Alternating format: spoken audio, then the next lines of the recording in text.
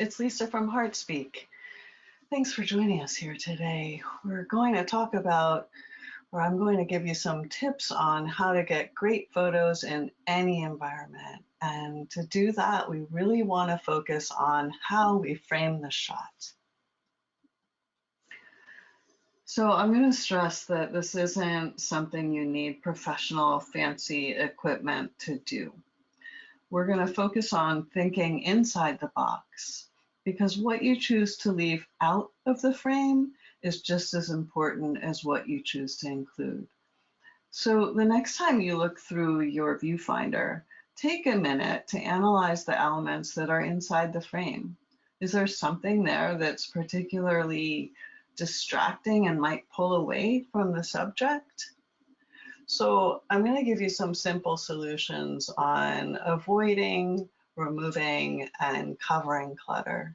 Just being mindful and paying attention to the background and the things we can do to eliminate the distractions, like using a shallow depth of field, portrait mode in your cell phone, moving the subject away from the backdrop or background, or getting close to the subject and not being afraid to fill the frame with the subject. And then also just a simple shift in your perspective, shooting down or shooting at an angle are both techniques for getting beautiful complementary photographs. So in this photo, what do you see? There's an adorable dog, of course, but then you're kind of distracted by the chairs and that black platform and the fence and even stuff on the other side of the fence. It's just all competing for attention with this adorable dog. And so what we've done is we remove the chairs, we move the dog so that he's sitting on top of the platform.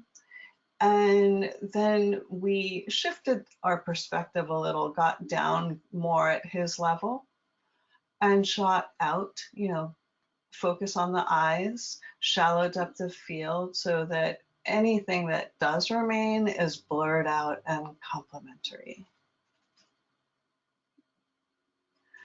So you want to avoid clutter, but you also want to remember that you're really just talking about that small area that you're framing the shot within. So in this case, there's beautiful open shade, a nice complementary beige background. And so we chose to put the sweet dog there. We moved some of the crates apart and really just made like 3.5, 4 foot space there. Now I got that. So notice your focus is really only on the dog and that sliver of area around the dog.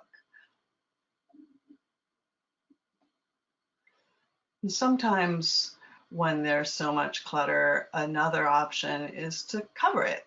So here, working with what's available, we took a blanket and covered the fan that was in the background. Then to get this shot, just zoomed in with the lens and probably stepped a little closer. And then everything that's on the left and the right and above, as in the first image, is no longer framed in the shot, no longer in the photograph. And that's how we got this beautiful portrait. So this background, it's pretty, it's colorful, but it could also be thought of as a little distracting. It competes for attention with the sweet fuzzy dog. And so in this instance, you can take that background that is a little noisy and make it complementary by taking the subject and pulling it away from the background. So in this photo here, we've got a kitty, and the kitty is much further away from that same background. And the resulting image is blurred, soft, complementary background, a kitty cat whose eyes and beautiful gray just pop out of the screen. You can also deal with clutter by just filling the frame with a subject. So here, despite there being a conference table and chairs in the background, some benches, and just all sorts of things that one finds in the hallway, I got down on my knees. So shifting slightly up and over the chairs and tables in the back, but I was also cropped tightly into the dog and Christine, the woman in the photo on a chair. And there you have it. You don't really see any of the distraction in the background because of how I frame the shot. Same thing here, kitty cat in the kitty area.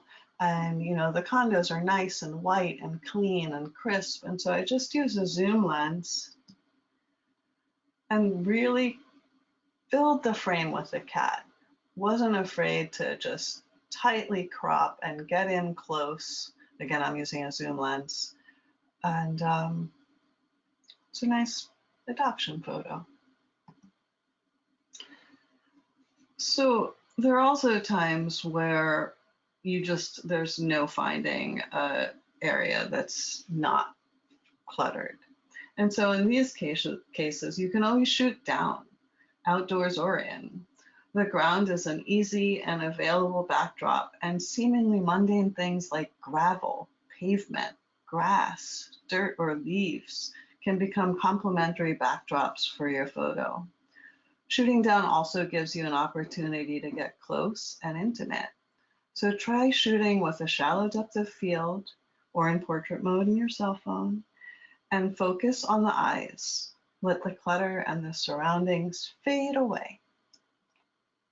I actually love gravel. I love shooting on gravel and pavement.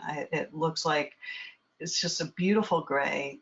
I love how it glistens when you're blurring out the background with a shallow depth of field.